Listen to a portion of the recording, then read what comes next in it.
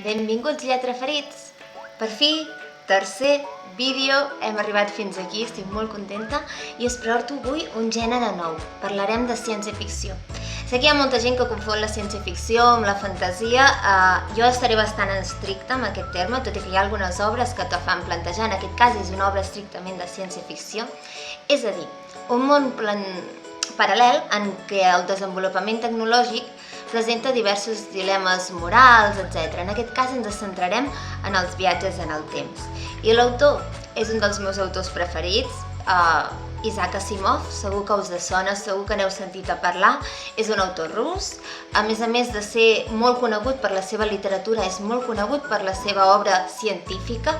Estem parlant d'un autor que ha fet de tot. Si mireu la seva bibliografia, quedareu totalment esgarrifats de la quantitat d'escrits que ha fet aquest home, no només literaris, sinó també científics, de biologia, de física, de química, de matemàtiques, ha escrit de tot, fins i tot sobre la Bíblia, és que qualsevol tema. El cas és que aquest autor va néixer el 1920 a Rússia i va morir el 1992 a Nova York, als Estats Units. Per tant, si aquest autor em contesta a Twitter, tindrem un problema o almenys un cas molt paranormal. El cas és que, juntament amb els seus pares, que eren jueus, van emigrar i amb la seva germana petita va anar a viure als Estats Units el 1923 i va ser nacionalitzat dels Estats Units. Per tant, en el fons estem parlant d'un autor americà, si bé és d'origen rus. En allà va ser on va fer tota la seva trajectòria vital i on va començar a escriure. Se'l coneix com un dels grans mites de la ciència-ficció. De fet, forma part, juntament amb Robert Heinlein i Arthur C. Clarke, dels grans autors. Se n'els anomena els Big Three, en anglès, que vol dir els tres grans de la ciència-ficció, de l'època daurada de la ciència-ficció. A més, Isaac Asimov és conegut per ser l'autor de les lleis de la robòtica. Avui no en parlarem, perquè en el llibre justament que he escollit no hi tenen un paper primordial, com sí que tindrien amb sagues com Jo Robot, de la que se n'ha fet una pel·lícula, etc. Però que sapigueu que els robots d'avui en dia es basen en la programació creada per un autor literari que no és altre que Isaac Asimov. A més d'això, la seva gran saga per la que serà recordat per sempre més és Fundació, de la qual sempre es parla que si se'n farà una adaptació cinematogràfica, una saga, una sèrie, però de moment encara no s'acaba de decidir cap on tiraran. El llibre que he triat avui és un llibre diferent. Podríem dir que, malgrat que tothom està d'acord en que és una de les grans obres d'Asimov, potser no és el més conegut o el primer que se'ns ve al cap quan pensem en l'autor, però no obstant això és el meu preferit. També he de dir que és el primer que vaig llegir d'ell, per tant això hi pot ajudar, i va ser un dels primers llibres que em van fer descobrir el que és la ciència-ficció. Al meu pare li agradava moltíssim la ciència-ficció i tenia una gran col·lecció de llibres de ciència-ficció de quan ell era més jovenet, i em va caure a les mans i vaig al·lucinar quan vaig llegir El fi de l'eternitat, que és el llibre del que us parlaré avui. Aquesta vegada sí podeu trobar el llibre en català. El llibre està publicat en català per l'editorial de la Magrana, si bé jo, com ja us deveu haver imaginat, me'l vaig llegir en castellà amb una edició bastant antiga, feta a caldo, però així són els llibres que realment s'han tastejat, no? Els que estan fets una mica pols i els hi cauen les pàgines. Tenen aquest regust de llibre usat, de llibre gaudit, de llibre treballat. En tot cas, vaig a plantejar-vos una mica de què va la història necessari per valorar-la.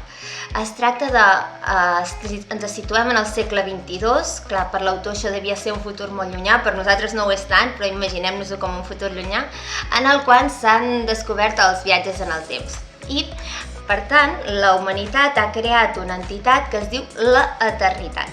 I aquesta eternitat el que fa és manipular volgudament els diversos episodis de la història.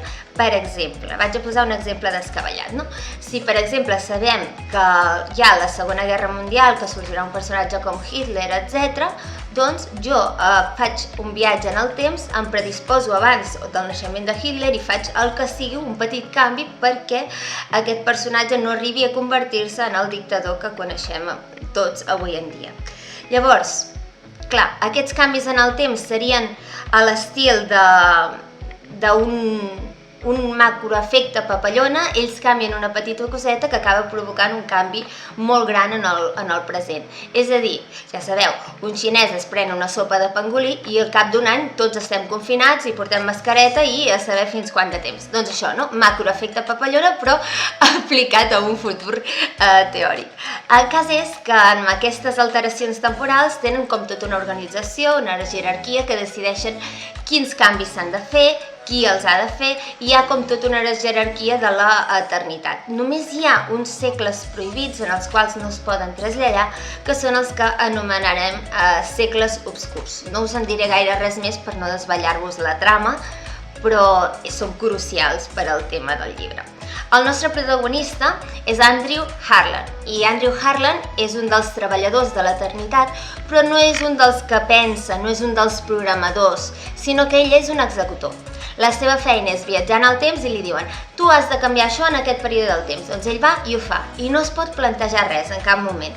És una personalitat, per tant, que hauria de definir-se com freda, analítica, desapassionada, etc. Què passa?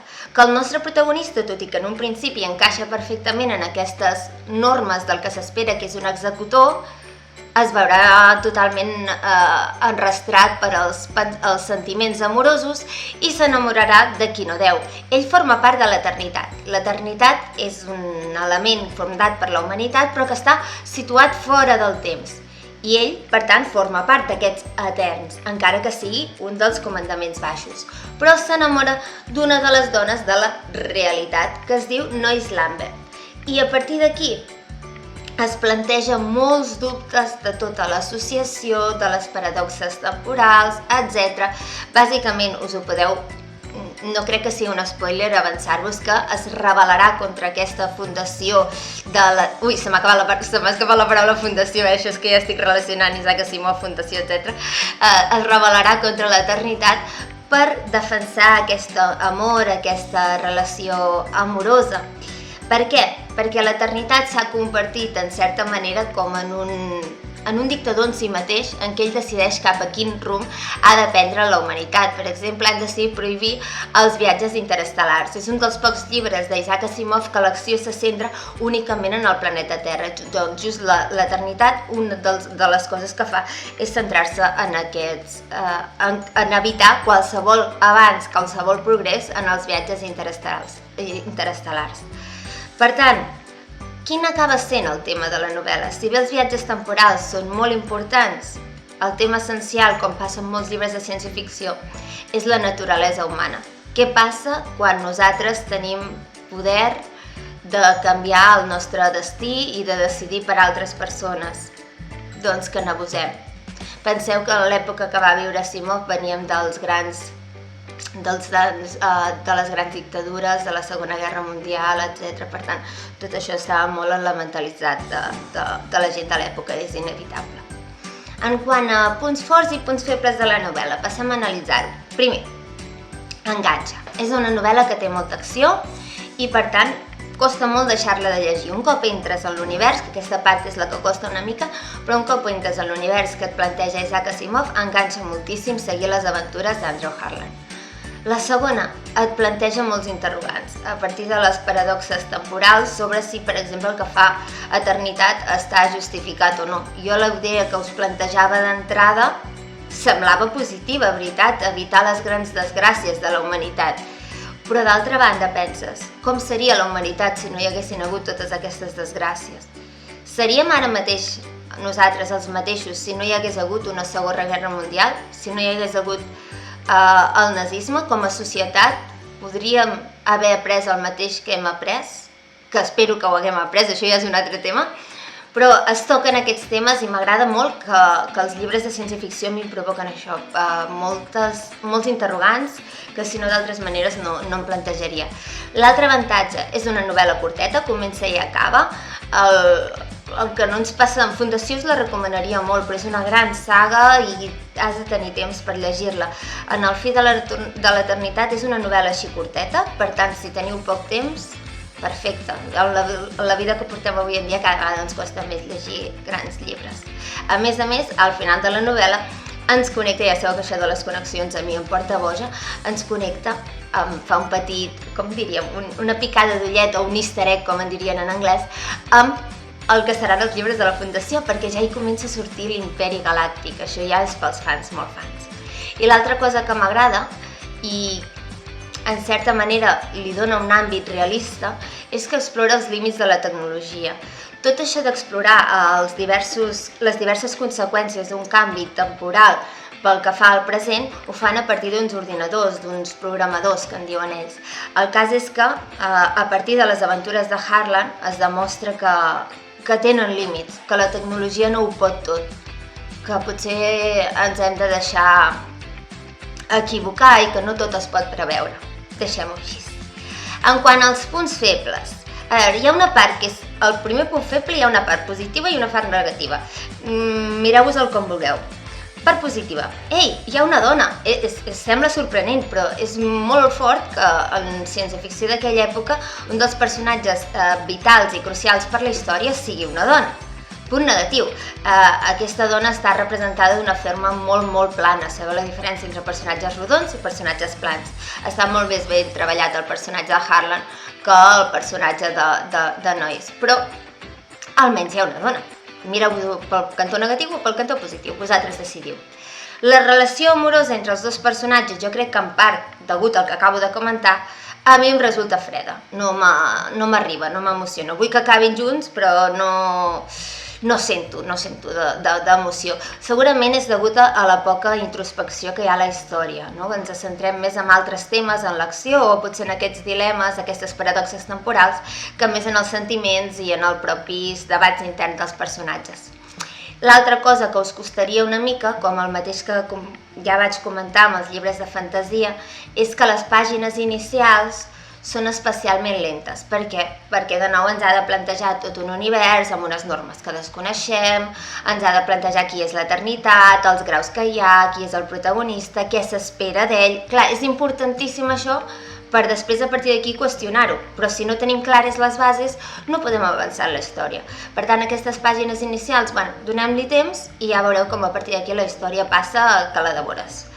I finalment, l'última cosa que no m'agrada, i és difícil d'explicar sense desvelar una part important de la història, però ho intentaré, és que tota la història de la novel·la es descobreix que està basada en una gran paradoxa temporal.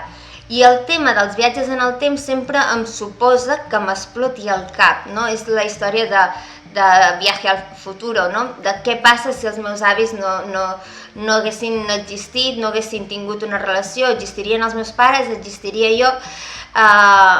En el cas d'Isaac Asimov, ell planteja com a científic, jo crec que es ve una mica a l'Asimov científic, una solució que et fa explotar una mica el cap.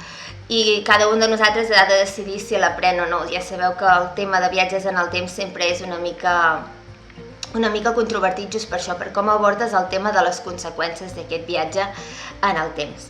Malgrat això, llibre totalment recomanable per si voleu iniciar-vos en el tema de la ciència-ficció.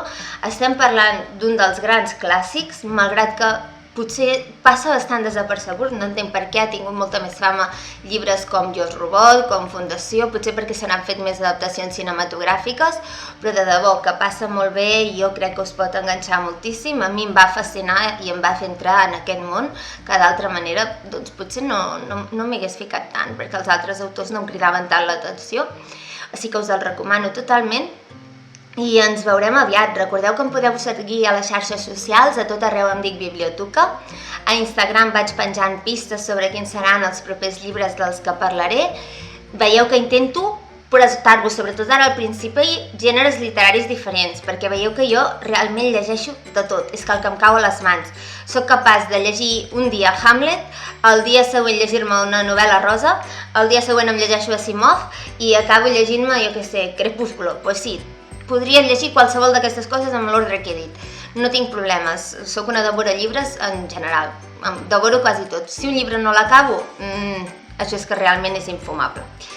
I en canvi, després a Twitter, veieu que vaig explicant el que vaig llegint i en podria anar xerrant amb vosaltres. De nou us animo a fer-me comentaris sobre el llibre que comento, sobre qualsevol llibre que vulgueu que comenti, sobre si l'heu llegit, si no l'heu llegit, si us ha semblat interessant, si no, qualsevol cosa, una mica d'interacció sempre us l'agrairia. I dit això, ens veurem no sé quan, ja sabeu que aquest és un canal que busca no estressar-me i senzillament passar-m'ho bé i que llegiu moltíssim. Que vagi molt bé. Adéu, lletraferits!